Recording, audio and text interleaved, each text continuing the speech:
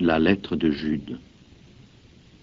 De la part de Jude, serviteur de Jésus-Christ et frère de Jacques, à ceux qui ont été appelés par Dieu, qui vivent dans l'amour de Dieu le Père et qui sont gardés par Jésus-Christ, que le pardon, la paix et l'amour vous soient donnés avec abondance. Mes amis, je faisais tout mon possible pour vous écrire au sujet du salut que nous avons en commun, quand je me suis vu dans l'obligation de vous adresser cette lettre, afin de vous encourager à combattre pour la foi que Dieu a donnée une fois pour toutes à ceux qui lui appartiennent. En effet, certains hommes méchants se sont introduits discrètement parmi nous. Ils déforment le message concernant la grâce de notre Dieu pour justifier leur vie immorale, et ils rejettent Jésus-Christ, notre seul Maître et Seigneur. Il y a longtemps que les Écritures ont annoncé la condamnation qui est portée contre eux.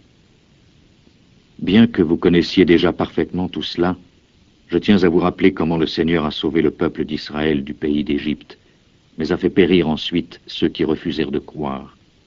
Rappelez-vous les anges qui ne se sont pas contentés du pouvoir qui leur était accordé, mais ont abandonné leur propre demeure. Dieu les a gardés dans l'obscurité d'en bas, liés par des chaînes éternelles, pour le grand jour où ils seront condamnés. Rappelez-vous Sodome et Gomorrhe et les villes voisines, dont les habitants agirent comme ces anges. Ils se livrèrent à l'immoralité sexuelle et recherchèrent des relations contre nature. Ils subissent la punition d'un feu éternel, et leur exemple est ainsi un clair avertissement donné à tous.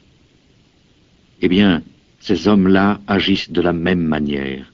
Ils ont des visions qui les entraînent à pécher contre leur propre corps. Ils méprisent l'autorité de Dieu. Ils insultent les êtres glorieux du ciel. C'est là une chose que l'archange Michel lui-même n'a pas faite.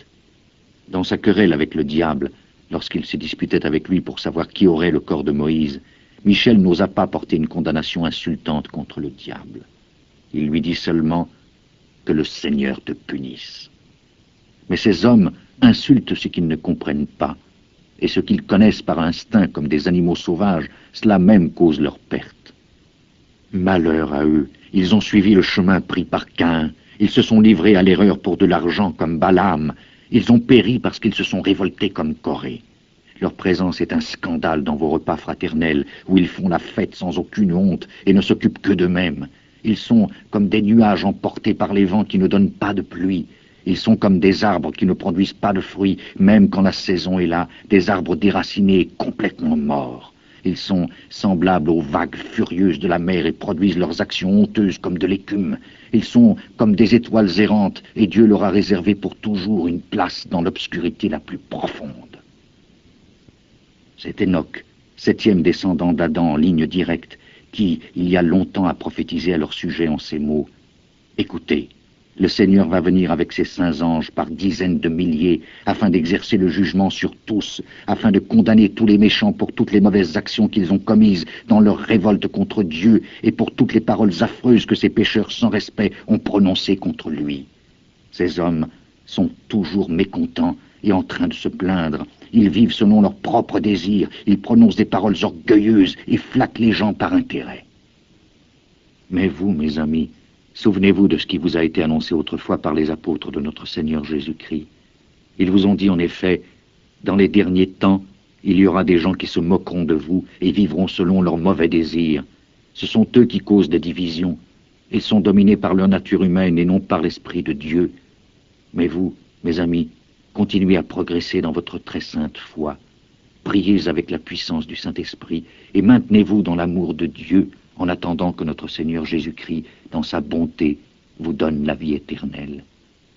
Ayez pitié de ceux qui doutent, sauvez-les en les arrachant du feu.